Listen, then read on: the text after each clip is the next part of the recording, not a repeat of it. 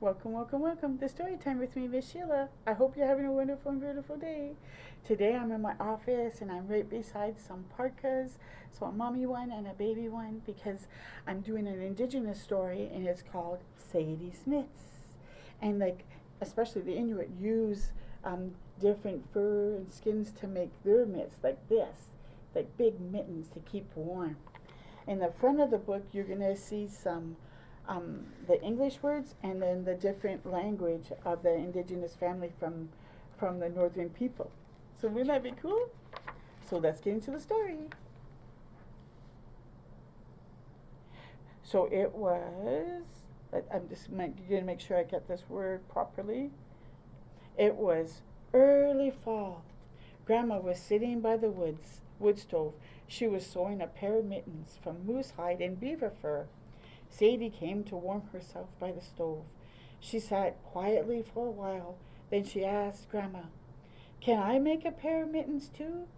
Grandma thought for a while, then nodded. "Yes, my girl.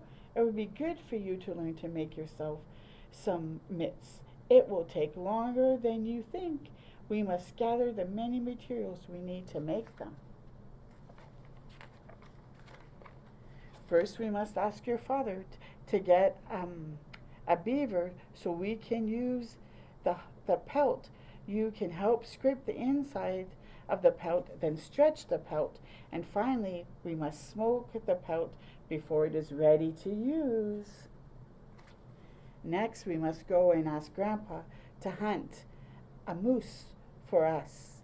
First, we must scrape the hair from the hide, then stretch the hide, and finally, we must smoke the hide before it is ready to use." Wow. "And I'll do it," said Sadee, and she went to find Grandpa and her dad to ask for their help. So that's a lot of work, and it will take time because you have to find those animals. During the winter, Grandpa and Sadee's dad helped to prepare the pelt and the hide for making the mitts. Now it was, I'm just going to double check this word. It was summer, and the sun was bright and the days were long.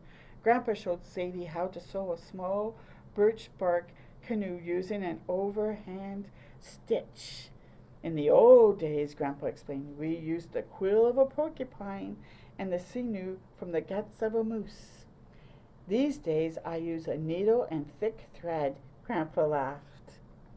One day in, let's see what this word means, early fall, as the leaves began to turn, Grandpa called for Sadee to come inside. It's time to cut your mitts," she said, or Grandma, sorry. Grandma took out the pattern paper from the cupboard. She got the special knife that she used for cutting fur. Grandma went to the closet and took out her old wool coat.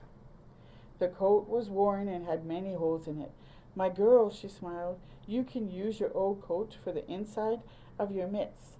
So each time you wear them, you can remember I love you." Isn't that sweet? Together they traced Sadee's hands onto the paper to make a pattern. Together they traced the pattern over the hide and the pelt. Together they cut the hide and the pelt with the special knife. "Why did you put one pattern upside down, Grandma?" Sadee looked puzzled. "Oh, it is so we will not waste any of the hide or the pelt." "Oh, good idea, Grandma," Sadee smiled. Grandma laughed softly and continued working. She took the scraps from the hide and cut long, thin strips from them. "What are those?" Sadee asked. "That is the trim. It will make the mitts windproof and keep the water out when the first snow falls. And I will show you how to put them together." We're learning lots of interesting things. It was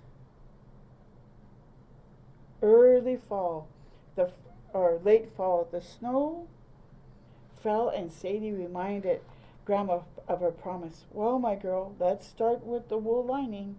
First, you must sew the thumb pieces together. Then we can sew the front of the liner to the back. It's it's really starting to look like a mitt now, Grandma. Sadie delighted. Now for the hide and the pelt, Grandma guided. First we must place the fur and the nice side of the hide inwards. Then we place the trim between the hide and the pelt and sew them all together. We will turn the fur back on the outside once we are finished sewing. Sadie worked patiently on her mitts during the next few evenings. She and Grandma sat by the wood stove together while Grandma worked on some new moccasins for Grandpa.